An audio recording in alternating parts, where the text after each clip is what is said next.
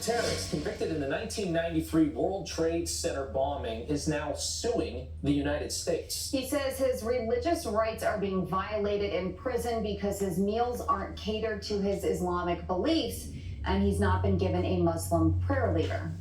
Here now to react to this is a man who lost his father to a terrorist attack in New York back in 1975 and then lost his cousin on 9/11. Joe Connor joins us now. Joe, thank you so much for coming in this morning.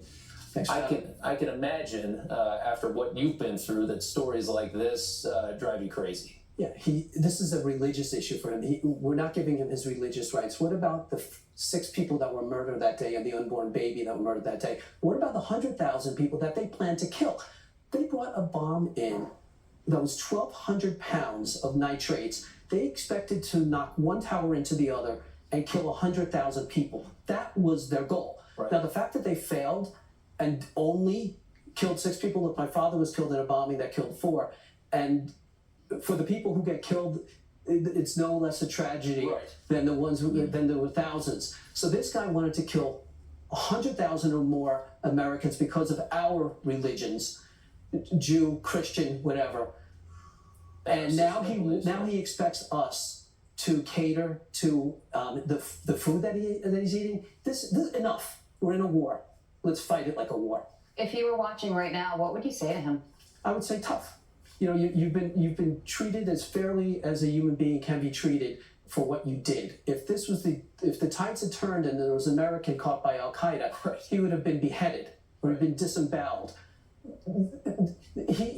Look, I was at Guantanamo Bay and I've seen how well these guys are treated for given what they've done. Yeah. And he's no different. I mean, he was an enemy combatant in a time when we didn't recognize enemy combatants. Here's an interesting part of this, as well as the food as an issue. The lawyer says that listening to somebody speak about views contrary to his own violates his rights in prison. This is talking about he wants his own imam in prison. Yeah. But if you are a radical Muslim, that's not a normal Muslim. So is he requesting a radical cleric? He sounds like a radical jihadist cleric is what like he's asking for in Snowflake prison. Muslim to me. Right. Yeah. He has to have someone as radical. What does he want? The blind sheik to come back and say what he wants to say? Because a regular Muslim cleric is not going to do the job for him, right? Yeah. So he might as well be on a college campus, right? He wants to hear only what he wants to hear. He wants an echo chamber. He's a snowflake Muslim, I guess, radical. So he should only hear what he wants to hear. It's a disgrace. It's a joke. How's your family doing? I mean, it's all these years later, and you have situations like this where you're still, unfortunately, drawn to those moments, to those days. Yeah, we are. Well, last night, as a matter of fact, my wife and I went out for ice cream, and we ran into my cousin Jean, whose brother was killed on 9/11, and we talk about this all the time, and we're doing well. I mean, I wrote a book called Shattered Lives about this, trying to get some closure to my dad and to Steve.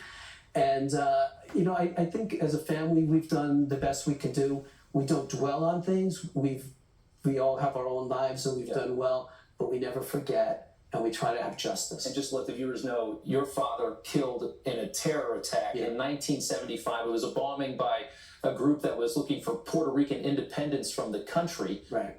And President Obama commuted the sentence, not of one of the bombers in that case, but of a member of that group. Well, the Clintons offered clemency to the whole group in 99. Right. They accepted it. Oscar Lopez refused it. I went to his prison, his parole hearing in 2011. We kept him in. He was a leader of the group. I actually have pictures in my book of him outside Francis that day. That leniency must be. He was there. He was a bomber. And anyone who said, look, if you're a member of the conspiracy, you're responsible for all acts of that conspiracy. Bin Laden didn't fly the planes, yet he was responsible for it.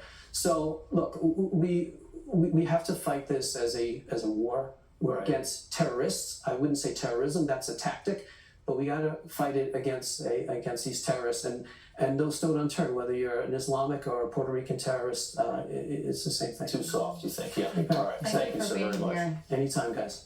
All right. Okay, take a look at